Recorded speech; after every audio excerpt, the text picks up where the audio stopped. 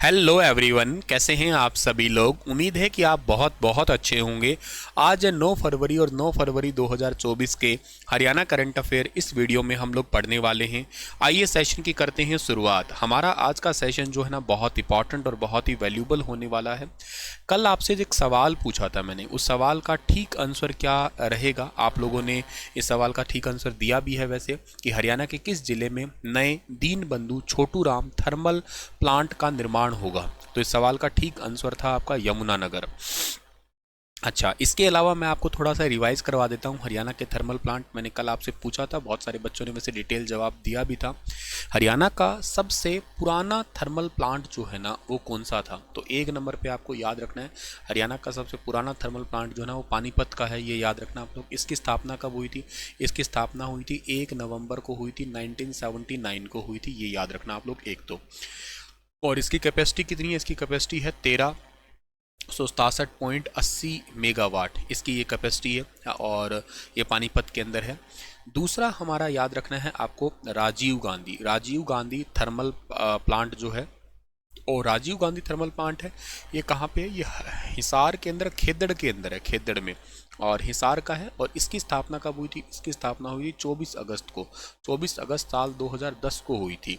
और इसकी कैपेसिटी कितनी है? इसकी कैपेसिटी है 1200 मेगावाट, ठीक है ना, 1200 मेगावाट इसकी कैपेसिटी है ये। और इसके अंदर जो कोयला आता है ना, वो आता है कोयला, ये उड़ीसा के अंदर जो महानदी कोल फील्ड लिमिटेड है, वहाँ से इसके अंदर कोयला आता है। इसको मेगा थर्मल प्लांट के नाम से भी जाना करते हैं वैसे।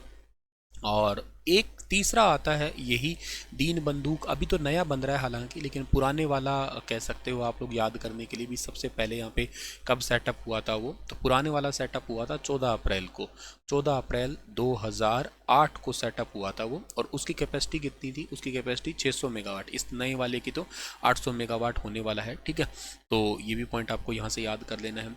और इसके अंदर ना हरियाणा की ये दीन बंधु छोटू राम थर्मल प्लांट की एक बात और बताता हूँ मैं आपको। ये हरियाणा की एक इस टाइप की पहली परियोजना थी। इसको बनाया था रिलायंस एनर्जी लिमिटेड कंपनी के द्वारा बनाया गया था ये। मतलब पहली ऐसी एक परियोजना थी जिसको कह सकते हो आप लोग, सरकार की परियोजना को किसी प्राइवेट कंपनी के हाथों सौंप दिया गया था। मतलब उन्होंने ही इसको तैयार किया था फिर ये। अच्छा, इसके अलावा और क्या याद कर सकते हो आप लोग? और याद करना है आपको अरावली। अरावली थर्मल प्लांट जो है ना, या इसको आप लोग कह सकते हो इंदिरा गांधी, ठीक है ना, इंदिरा गांधी थर्मल प्लांट है। ये कहाँ पे पड़ता है?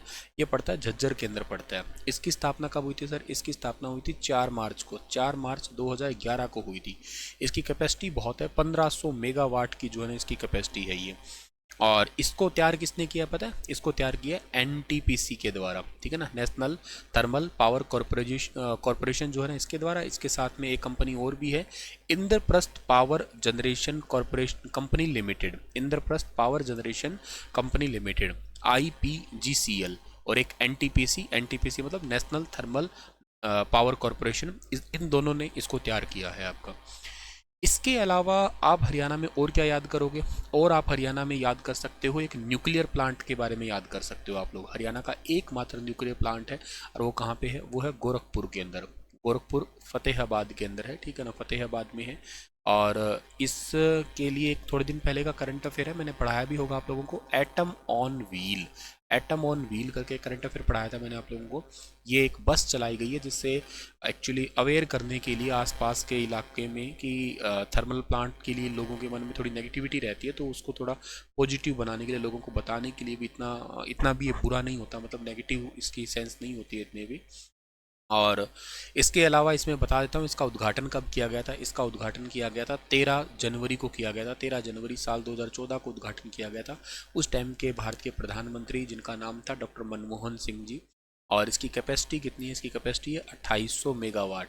ये 700 यूनिट की जो है ना, इसमें 4 यूनिट है। साल 2036 में ये बन के पूरा तैयार हो जाएगा या स्टार्ट हो जाएगा ये। अब तक के लिए यही इसकी डेट है। अभी तो ये अंडर कंस्ट्रक्शन में है, 2014 में इसकी नींव रखी गई थी और अभी इस पर काम चल रहा है पूरा। फतेहाबाद के अंदर ये पड़ता है आपका, ठीक है। तो ये सारे पॉइंट्स आप लोगों को याद रहने चाहिए जो बहुत ज़्यादा इंपॉर्टेंट है। इसके अलावा हरियाणा के अंदर बिजली से रिलेटेड दो कंपनियां तो आपको मैंने कई बार बताई होगी। उत्तर हरियाणा बिजली वितरण निगम है UHPVN, और दक्षिण हरियाणा बिजली वितरण निगम है आपकी, ये पड़ती है, इसका हेडक्वार्टर है पंचकुला में और इसका हेडक्वार्टर है हिसार के अंदर है। इन दोनों कंपनियों की स्थापना हुई थी मार्च 1999 के अंदर, ठीक है, 1999 के अंदर। चलिए सर आगे बढ़ते हैं और हमारा आज का पहला करंट अफेयर पढ़ें उससे पहले हरियाणा सरकार गोवंश की सुरक्षा के लिए एक विशेष पहल चलाएगी। आने वाली 15 फरवरी से 29 फरवरी 2024 तक एक विशेष अभियान चलेगा जिसमें लगभग 60,000 बेसहारा गोवंश गौशाला में पहुंच जाएगी। साल 2024 में अब तक 8,200 बेसहारा गोवंश को गौशाला में पहुंचाया गया है। मतलब एक अभियान चलेगा जिसमें बेसहारा गोवंश रोड पे घूमते दिखाई देगी, उस गोवंश को जो है ना गौशाला के अंदर शिफ्ट किया जाएगा। यार ये बहुत बहुत ही अच्छा एक है। और एक मेरा भी आप लोगों को कहना है, शायद आप लोगों ने खैर ऑनलाइन तरीके से बहुत अच्छे से अवेयर हो गए होंगे आप लोग। गाय को जैसे बहुत ज़्यादा रोटी वगैरह नहीं देनी चाहिए, ये डॉक्टर लोग रिकमेंड करते हैं। मतलब चलो एक दो रोटी तक तो ठीक है, लेकिन ऐसा भी नहीं, कई कई ऐसे होते हैं जैसे शादी ब्याह की रोटी बची हुई, आटा सीधा गूंथा हुआ सीधा आटा या बहुत सारी रोटियां दे देते हैं, तो एक्चुअली उनके हजम नहीं होती है, डाइजेशन में बहुत प्रॉब्लम होती है और इस वजह से गायों की डेथ भी हो जाती है फिर। तो थोड़ा इस चीज़ का विशेष ध्यान रखें। पुण्य कर्म एक अलग चीज़ है, वो तो ठीक है, लेकिन साइंटिफिक चीज़ों को भी थोड़ा ध्यान रखें। साइंस भी कोई चीज़ है तो उसको भी थोड़ा मतलब बराबर पैरेलली रखें, कहीं ऐसा ना हो कि उस पुण्य के चलते हुए कोई और ज़्यादा प्रॉब्लम हो या सामने वाले को और ज़्यादा तकलीफ हो, ठीक है। खैर अवेयर होना तो बहुत ज़रूरी है ना। आज का पहला करंट अफेयर है कि भारत के 22वां एम्स, ठीक है ना, भारत का 22वां एम्स है और इसका शिलान्यास भारत के प्रधानमंत्री जी किस जिले में करेंगे। खैर फाइनली वो दिन आ ही गया है, चुनाव पास में आ गए तो ये दिन तो खैर आना ही था। AIIMS all India institute of medical science, और इसमें बहुत लंबे टाइम से बात चल रही थी और बहुत लंबी अटकलें थी कि पता नहीं कब होगा क्या होगा, और पहले इसके लिए ऑफिशियल जगह दूसरी थी, लेकिन अब जो है ना फाइनली हरियाणा के रेवाड़ी के अंदर भारत का 22वां एम्स बनने वाला है। रेवाड़ी के माजरा के अंदर बनेगा ये, हरियाणा के रेवाड़ी के अंदर देश का 22वां एम्स बनेगा, all India institute of medical science यानी कि अखिल भारतीय आयुर्विज्ञान संस्थान।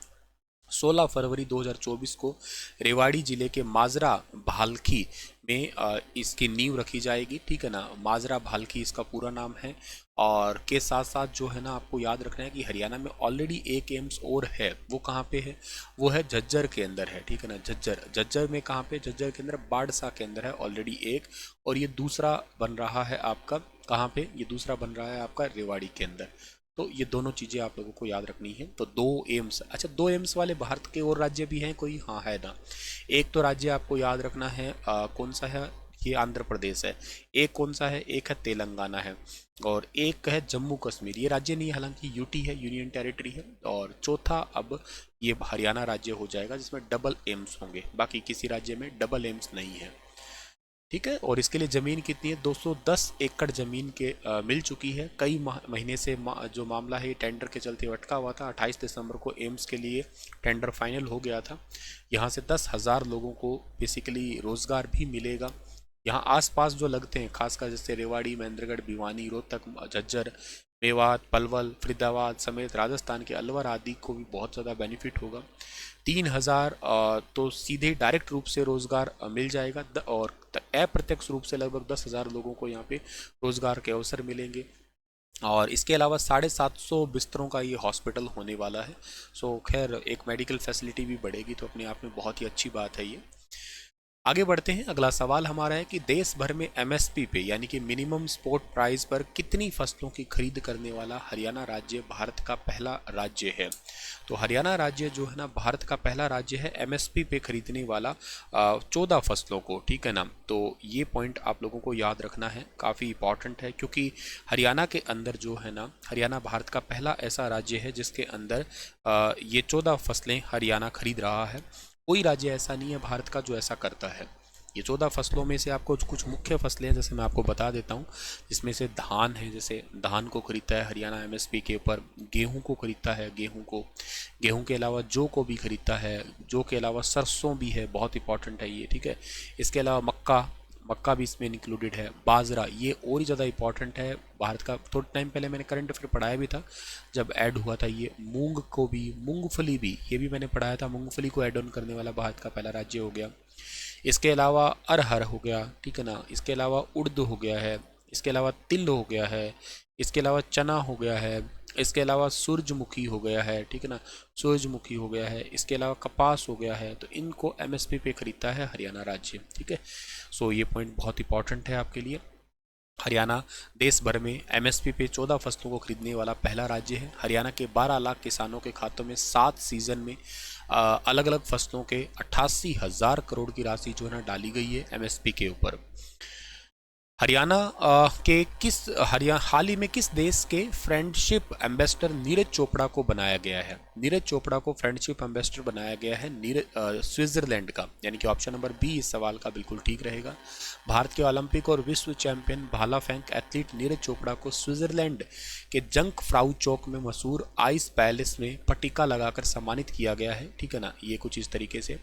और इसके साथ साथ स्विट्जरलैंड के अंदर फ्रेंडशिप एम्बेसडर भी बनाया गया है। एक्चुअली ये क्या करेंगे यहाँ पे, ताकि स्विट्ज़रलैंड के अंदर पर्यटन को बढ़ावा देंगे, मतलब लोग इनको देखेंगे तो ज़्यादा से ज़्यादा लोग स्विट्ज़रलैंड जाएंगे, स्विट्ज़रलैंड में एडवेंचर करेंगे, तो स्विट्ज़रलैंड की इकोनॉमी है वो बढ़ जाएगी। तो यही एक इम्पॉर्टेंट है आपका। ऐसे ऐसे रोजर फेडरर और गोल्फर जो रॉरी मैकट्रॉय है इनको भी साथ के साथ शामिल किया गया है। लेकिन नीरज चोपड़ा हरियाणा के हैं, और हरियाणा के कहाँ के हैं? हरियाणा में ये पानीपत के हैं, ठीक है। हरियाणा में पानीपत में भी कहाँ के? ये खंडरा के हैं। इन्होंने गोल्ड मेडल कब जीता था? इन्होंने जीता था 7 अगस्त 2021 को जीता था, और ये जीता था इन्होंने इसमें भाला फेंक के अंदर, टोक्यो ओलंपिक के अंदर, ठीक है ना।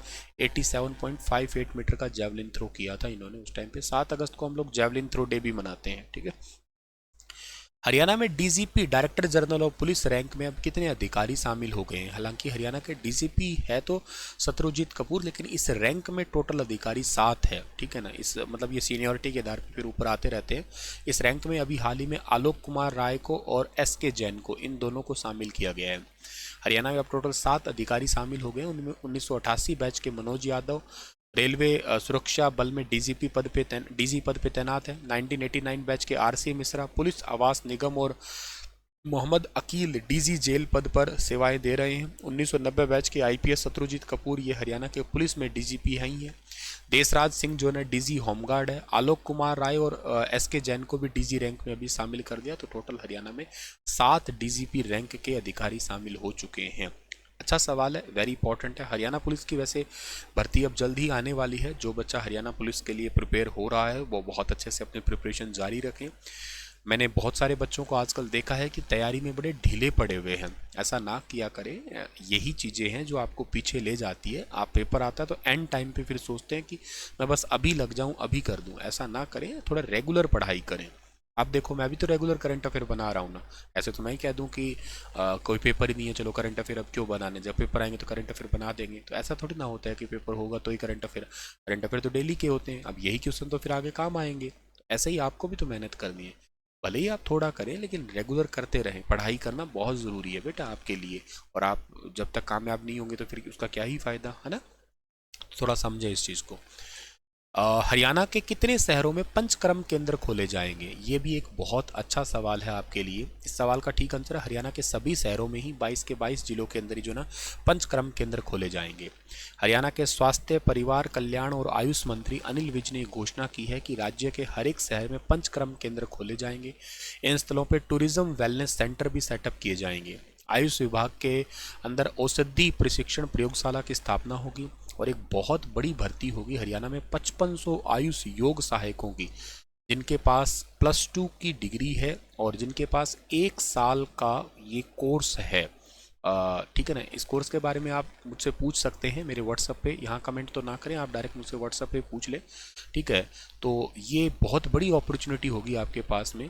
और 5500 योग सहायकों की जल्द ही भर्ती की जाएगी। उन्हें शहरी क्षेत्रों में प्रतिष्ठित पार्क, धर्मशाला, सामुदायिक केंद्र में योग प्रशिक्षण की जिम्मेदारी सौंपी जाएगी ताकि योग की ट्रेनिंग दी जा सके। बहुत बड़ी भर्ती कह सकते हो, 5500 लोगों की भर्ती की जाएगी।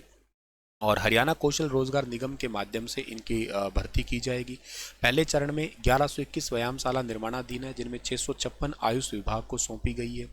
योग केंद्रों को सामुदायिक स्थानों पर 892 योग सहायक नियुक्त किए गए हैं। अगले चरण में 1353 योग केंद्र चिन्हित किए जाएंगे। श्री कृष्णा आयुष विश्वविद्यालय में आयुर्वेदिक फार्मेसी चलाने की मंजूरी दी गई है। विश्वविद्यालय में इंडोर और आउटडोर योग उपचार सुविधाएं शुरू करने के निर्देश भी दिए गए हैं। राज्य में औषधीय पादप बोर्ड के अधिकारियों को किसानों के लिए औषधीय पौधों की कृषि हेतु प्रशिक्षण कार्यक्रम शुरू करने के निर्देश भी दिए गए हैं। ठीक है, और इसके लिए एज क्राइटेरिया है 18 से 40, ठीक है ना, 18 से 40 के बीच का, ठीक है ना। लेकिन हाँ, ऐसे थोड़ा सा अपने आप को फिट भी दिखाना ज़रूरी है, ठीक है ना। और के साथ साथ जो है ना, आपके पास +2 45% से ऊपर होनी चाहिए, ठीक है।